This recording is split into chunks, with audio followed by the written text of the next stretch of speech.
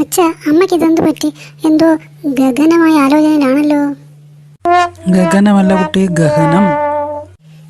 എന്തോന്ന് കാര്യം മനസ്സിലായില്ലേ? നിന്റെ സാഹിത്യകാരനായ മുത്തശ്ശൻ ഇവിടുന്ന് പോയത് മുതൽ അമ്മ ഇങ്ങനെയാ. എന്തോ എഴുതാനുള്ള പ്ലാനാണെന്ന് തോന്നുന്നു. അത് എൻ്റെ അമ്മാവൻ പറഞ്ഞു, നീ ഇങ്ങനെ ഒന്നും എഴുതാതിരിക്കരുത്, നിർഗളമായി അത് നിന്റെ ഉള്ളിലെ എഴുത്ത് പുറത്തേക്ക് വരണമെന്ന്, ഇങ്ങനെ കെട്ടിക്കിടക്കാൻ അനുവദിക്കരുതെന്ന്. ഇപ്പം മനസ്സിലായി, കിളി പോയി. കുസുമം, എനിക്ക് വയറ് വിശക്കുന്നു, എന്തെങ്കിലും എടുത്തു വയ്ക്കേ. എല്ലാം അവിടെ ഡൈനിങ് ടേബിൾ ഞാൻ ഉണ്ടാക്കി വെച്ചിട്ടുണ്ട്. സാമ്പാർ 3 ദിവസത്തേക്ക് കണക്കാക്കിയാണ് ഞാൻ ഉണ്ടാക്കിയിട്ടുള്ളത് കേട്ടോ. അതുകൊണ്ട് അഡ്ജസ്റ്റ് ചെയ്ത് കഴിക്കണം. ഈശ്വരോ, 3 ദിവസത്തേക്കുള്ള വിഭവങ്ങളാണ് മകളെ, സൂക്ഷിച്ചും കണ്ടും കഴിക്കണം. അച്ഛ, നമുക്ക് ഈ അവസരം നല്ലവണ്ണം മുതലാക്കാം. അമ്മയ്ക്ക് കിളി പോയി സുബോധമില്ലാതിരിക്കുകയാണല്ലോ. നമുക്ക് പുറത്തുനിന്ന് നല്ല വിഭവങ്ങൾ ഓർഡർ ചെയ്ത് ചൂടോടുകൂടി കഴിക്കാം. ആഹാ, നല്ല ഐഡിയ. കുസുമം, നീ കഴിക്കുന്നില്ലേ?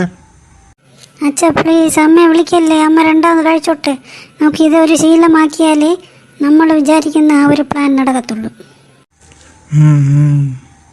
ഇതാണ് ആ പറഞ്ഞ 3 ദിവസത്തേക്കുള്ള സാമ്പാർ. ഒരു ദിവസം കഴിക്കുമ്പോൾ തന്നെ നമുക്ക് മടുക്കും. നാളെ നമുക്ക് പിസ്സ, പിന്നെന്താ ഓർഡർ ചെയ്യാം? മഷ്റൂം പുലാവ്. പിന്നെ എന്നെ വിളിച്ചായിരുന്നോ? ഈശ്വര, പ്ലാനൊക്കെ പൊളിഞ്ഞല്ലോ. അവൻ ആറ്റിൽ ചാടണോ, അമ്മിക്കല്ലെടുത്ത് എൻ്റെ തലയ്ക്കടിക്കണോ? കുസുമം, അവൾ കഥ എഴുതുകയാണ്.